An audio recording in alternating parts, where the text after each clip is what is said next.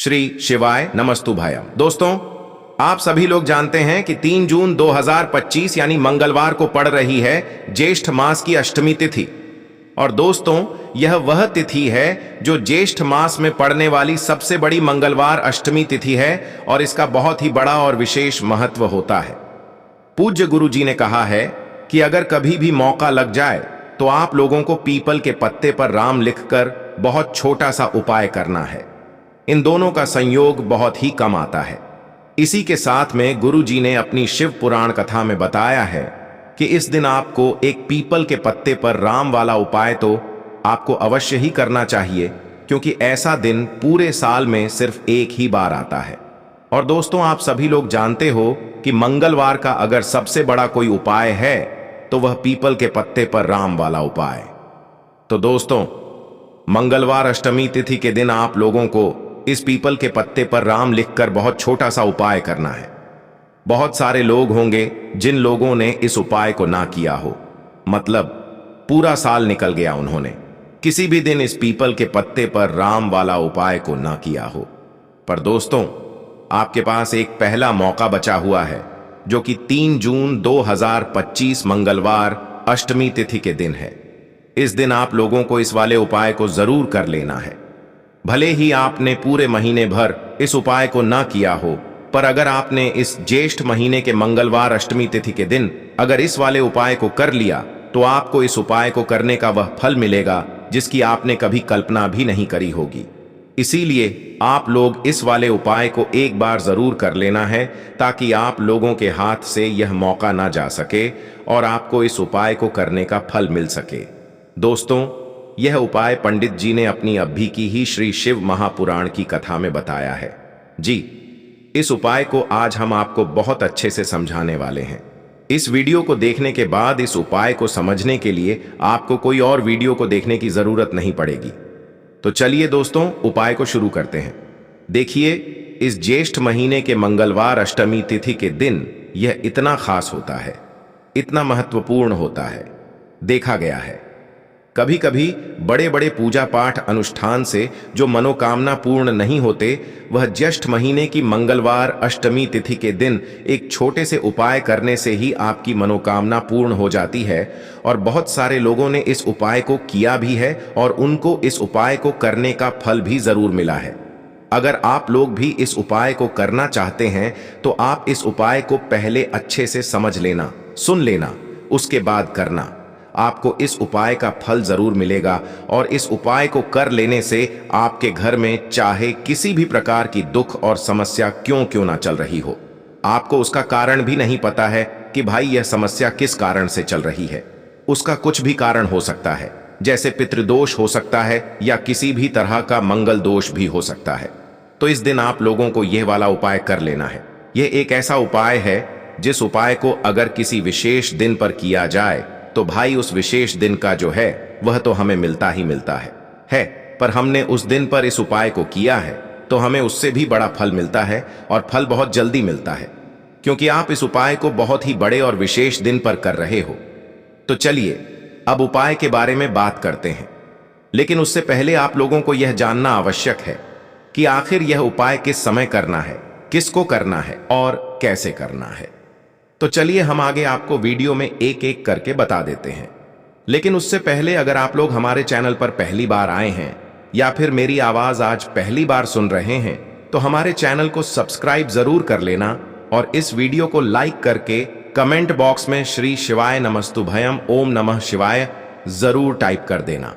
तो दोस्तों, इस पीपल के पत्ते पर राम वाला उपाय को हमें इस मंगलवार अष्टमी तिथि के दिन कैसे करना है, किसको करना है, किस समय करना है और कहां पर करना है, ये सारे सवालों के जवाब आपको इस वीडियो में मिल जाएंगे। और जो ये वीडियो देखेगा भाई, उसको पीपल के पत्ते पर राम वाला उपाय जरूर करना चाहिए, क्योंकि इस दिन पीपल के पत्ते का भी बहुत ही बड़ा और विशेष महत्व होता है।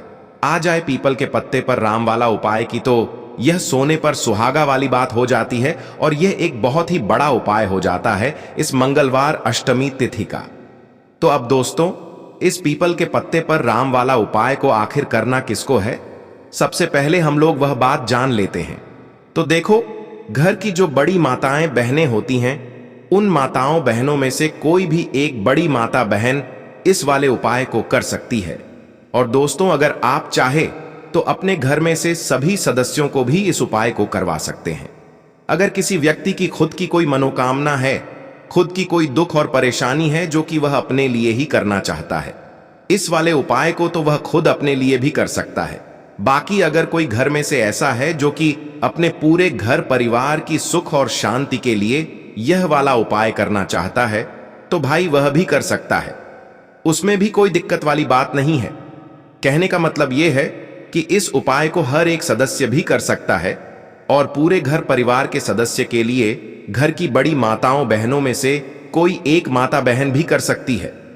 माताएं बहनें अगर घर में उपस्थित ना हो या वह यह वाला उपाय ना कर पा रही हो, तो फिर घर का कोई बड़ा सदस्य भी इस पीपल के पत्ते पर राम वाला उपाय को कर सकता है। चाहे फिर वह पुरुष ही क्यों ना हो, उसमें कोई भी दिक्कत वाली बात नहीं है। उसके बाद में दोस्तों, जो अगला प्रश्न निकल कर आता है वह यह आता है इस उपाय को लेकर कि आखिर इस उपाय को हमें किस समय करना है, सुबह के समय करना है कि शाम के समय करना है। तो देखो, इस वाले उपाय को आप लोग सुबह के समय भी कर सकते हो और शाम के समय प्रदोष काल में भी कर सकते हो। अब अगर आप पूछो कि भाई साहब सबसे उत्तम समय कौन रहेगा इस पीपल के पत्ते पर राम वाला उपाय को करने का, तो हम आपसे बस यही कहेंगे कि इस उपाय को आप सुबह के समय करेंगे तो ज्यादा बेहतर होगा। बाकी अगर प्रदोष काल शाम के समय भी करेंगे तो भी अच्छा होगा, उसमें कोई भी दिक्कत वाली बात नहीं है। तो अब दोस्तों, जो अगली सबसे बड़ी और महत्वपूर्ण बात आती है वह यह आती है कि सुबह अगर हम उपाय को करेंगे तो हमें कितने बजे से लेकर कितने बजे तक के बीच में करना है, और शाम के समय प्रदोष काल में करेंगे तो हमें कितने बजे से लेकर कितने बजे के बीच में करना है। तो देखो, सुबह जितनी जल्दी हो सके आप उपाय को करने की कोशिश करना। बाकी अगर किसी कारणवश लेट भी हो जाओ, थोड़ी देर भी हो जाए, तो 10 या 11 बजे तक भी आप उपाय कर लेना, पर 12 बजे से ज्यादा देरी ना हो। ठीक है, इस बात का ध्यान रखना। उसके बाद में दोस्तों, अगर शाम के समय प्रदोष काल की बात करें, प्रदोष काल का जो समय होता है वह शाम के 6 बजे से शुरू हो जाता है। मतलब शाम के 6 बजे से लेकर 7 बजे के बीच का जो समय होता है, यह समय प्रदोष काल का समय होता है। तो आप इस उपाय को 7 या 8 बजे के बीच में भी कर सकते हो। मतलब शाम के 6 बजे से रात 8 बजे के बीच में आप कभी भी इस वाले उपाय को कर सकते हो, उसमें कोई भी दिक्कत वाली बात नहीं है। हमें किसी भी दिन आपको पीपल के पत्ते पर राम लिखकर बहुत छोटा सा उपाय करना है। ऐसा समझ लीजिए, जितने भी आपके शत्रु हैं, जो भी आपके विरोधी हैं, दुश्मन हैं, जो आपको हर तरफ से परेशान कर रहे हैं, अब उन शत्रुओं की अकड़ निकलेगी। शत्रु का किया कराया भी तुरंत हट जाएगा जब मंगलवार में आप इस छोटे से उपाय को करेंगे। तो देखिए, आज की वीडियो विशेषकर उन लोगों के लिए ही है जो अपने जीवन में शत्रुओं से और दुश्मन से बहुत ज्यादा परेशान हो चुके हैं। देखिए, जगत जननी मां जगदम्बा का हम मंगलवार में पूजन करते हैं और उनसे जुड़े हुए उपाय करते हैं। साथ ही साथ आपको बता दें कि मंगलवार में संकट मोचन हनुमान जी का पूजन करने से और उनसे जुड़े हुए कुछ उपाय करने से जीवन के बड़े से बड़े कष्ट भी क्षण भर में दूर हो जाते हैं। तब बहुत कम समय में आपके शत्रु और आपके विरोधी आपके जीवन से दूर हो जाएंगे। आपके दुश्मन लाख कोशिश करने के बाद भी आपका बाल भी बांका नहीं कर पाएंगे, अगर आप मंगलवार में इस छोटे से उपाय को कर लेते हैं। अब देखिए, आज का जो समय है यह कलयुग का समय है, और कलयुग के एकमात्र देवता जो अपने भक्तों के जीवन से सारे कष्टों को दूर कर देते हैं, वह स्वयं हैं संकट मोचन हनुमान जी। और संकट मोचन हनुमान जी का पूजन अगर आप मंगलवार में करते हैं और उनसे जुड़ा हुआ यह छोटा सा उपाय अगर आप मंगलवार में किसी भी दिन कर लेते हैं, तो ऐसा समझ लीजिए, आपके जो शत्रु हैं, आपके जो विरोधी, आपके जो दुश्मन हैं, यह किसी भी तरह से आपको परेशान करने का प्रयास कर लें, आपका बाल भी बांका नहीं कर पाएंगे। दूसरी चीज, अगर आपके शत्रु ने आपके ऊपर कोई भी तंत्र मंत्र करवा रखा है, कोई भी जादू टोना, कोई भी ब्लैक मैजिक आपके ऊपर करवा दिया है या करवाने का प्रयास कर रहे हैं, ऐसा समझ लीजिए वह किया कराया आप तक पहुंचेगा ही नहीं। और अगर आप तक पहुंच गया है, कोई भी ब्लैक मैजिक तुरंत हट जाएगा जब आप इस छोटे से उपाय को मंगलवार में करेंगे। देखिए, उपाय छोटा है लेकिन बहुत महादिव्य चमत्कारी है। मतलब उपाय को करने में ना तो आपका ज्यादा समय जाएगा, ना ही इसमें आपके ज्यादा पैसे लगने वाले हैं। और ऐसा समझ लीजिए कि एक बार ही अगर आपने इस उपाय को मंगलवार में कर लिया तो इसका महादिव्य चमत्कार आप खुद देख लेंगे। तो मंगलवार के जो 9 दिन होते हैं ये बहुत ही सिद्ध दिन होते हैं। मतलब मंगलवार के दिनों में 9 माता रानी हमारे घरों में आती हैं, अपने भक्तों के जीवन से कष्टों को दूर करती हैं। साथ ही साथ आपको बता दें कि मंगलवार के टाइम पर जब भी आप संकट मोचन हनुमान जी के उपाय करते हैं तो मां दुर्गा की आपको असीम और विशेष कृपा मिलती है।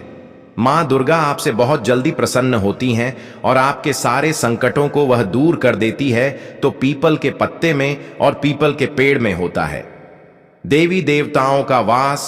पीपल के पेड़ में श्री हरि विष्णु साक्षात मां लक्ष्मी वास करती हैं। पीपल के देव में हमारे पितरों का वास होता है। पीपल का जो पेड़ होता है इसका पूजन करने से शनिदेव की कृपा, उनका आशीर्वाद मिलता है। और पीपल का पत्ता जो है इसका उपाय मंगलवार में करने से व्यक्ति के जीवन से बड़े संकट और कष्ट दूर हो जाते हैं, जिसमें कि शत्रु और आपके दुश्मन जो हैं यह पूरी तरह परास्त हो जाएंगे, चारों खाने चित्त हो जाएंगे और कभी भी आपका कुछ नहीं बिगाड़ पाएंगे। अगर यह उपाय आप करते हैं तो देखिए, यह उपाय स्त्रियां भी कर सकती हैं, पुरुष भी कर सकते हैं।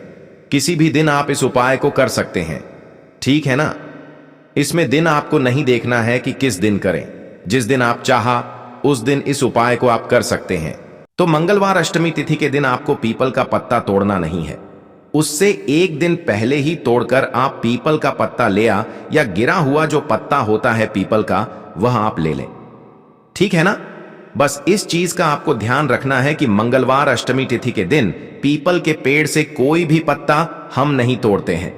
इस चीज का आपको विशेष ध्यान रखना है। तो आपको लेना है पीपल का एक पत्ता और शुद्ध जल से उसे साफ कर लेंगे पहले, जिससे कि धूल मिट्टी अगर पीपल के पत्ते पर हो तो वह हट जाए।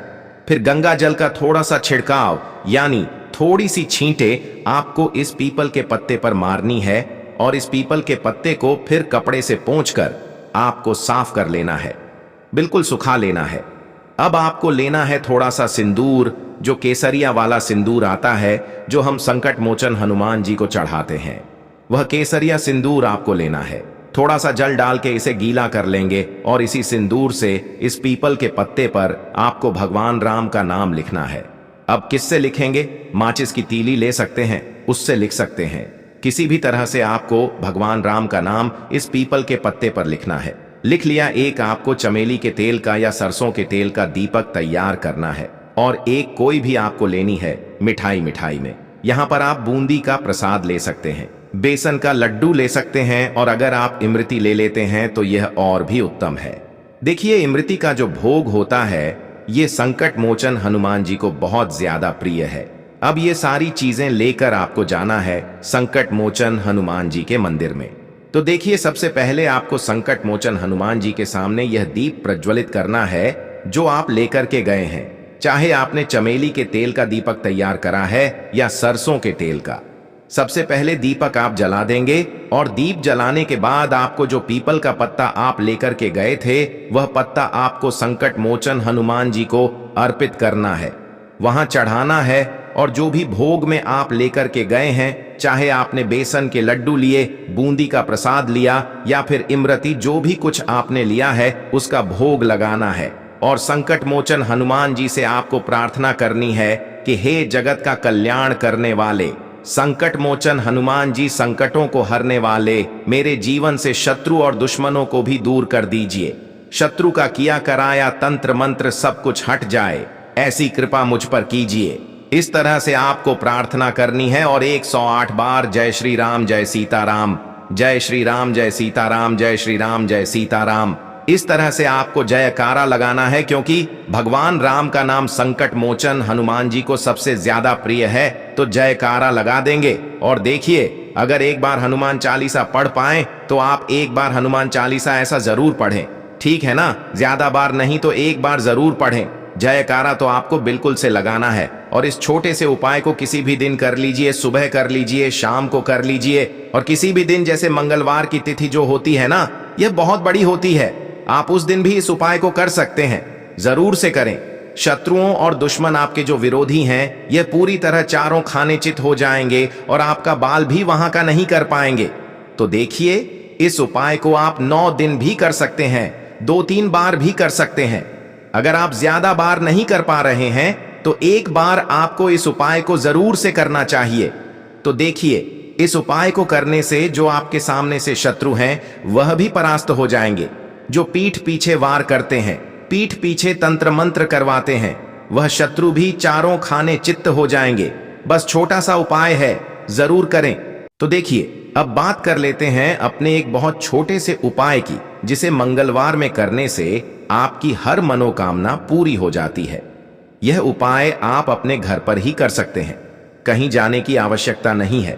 कोई भी ऐसी विश जो बहुत लंबे समय से अधूरी है, पूरी नहीं हो रही है, या धन को लेकर आप बहुत परेशान हैं, या घर में संकट कष्ट बहुत आते हैं, बीमारियां बहुत आती हैं, तो एक लाल पुष्प, जैसे कि गुलाब का फूल भी लाल होता है, आप जरूर से अपने घर के मंदिर में मां दुर्गा को अर्पित करें और एक देसी घी का दीपक लाल बाती का जलाकर मां का पूजन करें।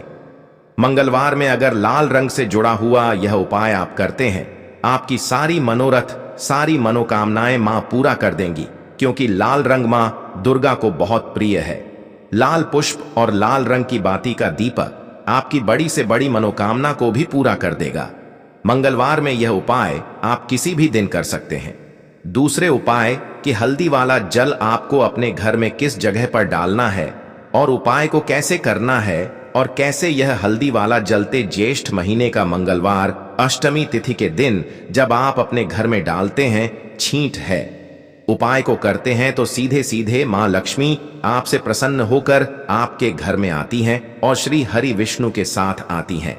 स्थिर लक्ष्मी का आपके घर में वास होता है। कहने का मतलब है कि फिर कभी भी मां लक्ष्मी आपके घर को छोड़कर नहीं जाती है। जो लोग कहते हैं कि हमारे घर में धन तो आता है लेकिन चला जाता है, लेकिन फिजूल खर्ची बहुत है। धन तो घर में आता है लेकिन तिजोरी कभी धन से भरी नहीं रहती है, खाली हो जाती है। तो 90 पर लोग ऐसे होते हैं जिनके जीवन में यह समस्या होती है कि हमारे घर में स्थिर लक्ष्मी का वास नहीं है। देखिए, हम सभी चाहते हैं ना कि मां लक्ष्मी और श्री हरि विष्णु हमेशा हमारे घर में रहे, उनका आशीर्वाद बना रहे। हम हमारे जीवन के जितने भी दुख हैं उनका सामना जो है बहुत आसानी से कर सके। देखिए, जब व्यक्ति के पास पैसा नहीं होता है ना, तो वह बहुत सारे कष्ट दुख उसके जीवन में जब आते हैं उनका सामना भी नहीं कर पाता है, और जब उसका आर्थिक पक्ष मजबूत होता है तो बहुत सारी समस्याएं उसे अपने जीवन में जो आती हैं वह छोटी लगती हैं। लेकिन अगर पैसा भी पास नहीं है तो छोटी छोटी प्रॉब्लम्स और छोटी छोटी चीजें जो हमारे जीवन में आती हैं वह भी बहुत बड़ी लगने लगती हैं। तो आपको करना क्या है? आपको यहां पर लेना है गंगा जल। तो देखिए, सबसे पहले तो आपको अपने पूरे घर में गंगा जल का छींटा लगाना है, ठीक है ना। गंगा जल आपके घर से जितनी भी नेगेटिव एनर्जी होती है उसे बाहर कर देता है, ठीक है ना। गंगा जल का छिड़काव जब आप करते हैं, उसके बाद कोई पूजा पाठ करते हैं, कोई उपाय करते हैं, वह पूरी तरह से सफल होता है, क्योंकि आपके घर में पॉजिटिव एनर्जी, सकारात्मक ऊर्जा आ जाती है, ठीक है ना। तो इतना करने के बाद आपको क्या करना है? एक लोटे के अंदर या एक कटोरी, किसी भी चीज के अंदर आपको अपने घर का शुद्ध जल लेना है। ले लिया, उसके बाद पिसी हुई हल्दी उसके अंदर मिलानी है, मिला दी। जब हल्दी आपको मिलानी है, ठीक है ना, उस समय आपको श्री हरि विष्णु का ध्यान करना है। श्री हरि विष्णु से प्रार्थना करनी है कि मेरे घर में धन बढ़े और कभी भी मेरे घर की जो सुख समृद्धि है उसमें कमी ना आए, ठीक है ना। जब आप जल मिला लेंगे उसके बाद आपको तुलसी का एक पत्ता लेना है। तुलसी का पत्ता पहले ही तोड़ लें। मंगलवार के दिन भूलकर भी आपको नहीं तोड़ना है तो वाले दिन नहीं तोड़ेंगे, उससे पहले ही तुलसी का पत्ता तोड़कर रख लें। अगर आपके घर में तुलसी का पौधा इस टाइम सूख गया है, नहीं है तो जहां पर भी आपको तुलसी का कोई पत्ता मिल जाए, एक पत्ता आप ले आए। उस तुलसी के पत्ते से आपको अपने पूरे घर में उस हल्दी वाले जल का छींटा लगाना है। सबसे पहले घर के मंदिर में लगाएंगे, ठीक है ना? फिर जितने भी रूम हैं, कमरे हैं, वहां पर लगाएंगे, घर के मुख्य द्वार पर लगाएंगे। इस तरह से जब आप उपाय करते हैं तो आपके घर घर में कभी भी धन की कमी नहीं होती है, धन में वृद्धि होती चली जाती है और धन आपका हमेशा बढ़ता है। देखिए, अगर तुलसी का पत्ता आपको नहीं मिलता है तब आप किसी भी छोटी सी पूजा वगैरह की जो चम्मच होती है उससे भी छींटा लगा सकते हैं। तो देखिए, जब भी आप अपने घर में मंगलवार अष्टमी तिथि के दिन हल्दी के पानी का छींटा लगाते हैं तो इससे श्री हरि विष्णु मां लक्ष्मी के साथ आपके घर में आते हैं और स्थिर रूप से आते हैं। मतलब कभी भी आपके घर को वह छोड़कर नहीं जाते हैं। तो देखिए, हल्दी जो है यह जुड़ी है श्री हरि विष्णु से, आपकी कुंडली में गुरु को मजबूत करती है, आपके जीवन में सुख और सौभाग्य को खींच कर लाती है, धन को खींच कर लाती है, मां लक्ष्मी को प्रसन्न करती है। जिस तरह से हल्दी खाने का स्वाद बढ़ा देती है, बहुत बड़ी बड़ी बीमारियों को दूर कर देती है, उसी तरह से यह आपके जीवन को भी सुख से भर देती है। अगर के उपाय आप सही तरीके से कर लेते हैं, पूर्ण सच्ची श्रद्धा के साथ, पूर्ण निष्ठा के साथ कर लेते हैं, श्री हरि विष्णु और मां लक्ष्मी पर विश्वास करके कर लेते हैं। कोई भी उपाय जब आप करें तो हमेशा यह सोचकर करें कि मेरा यह उपाय जरूर सफल होगा और मुझे भगवान की कृपा जरूर मिलेगी। आप देखेंगे कि इस तरह से जब आप उपाय करेंगे आपको उसका फल जरूर मिलेगा, आपका उपाय जरूर सफल होगा और जीवन में आप हमेशा आगे बढ़ेंगे। तो 2 उपाय की बात कर ली, अब जल्दी से बात कर लेते हैं। तो दोस्तों, यह थे पूज्य गुरुजी द्वारा बताए गए कुछ बहुत ही खास उपाय। अगर आपको जानकारी अच्छी लगी हो तो वीडियो लाइक करिएगा। मिलते हैं फिर एक नए वीडियो के साथ। श्री शिवाय नमस्तुभयम।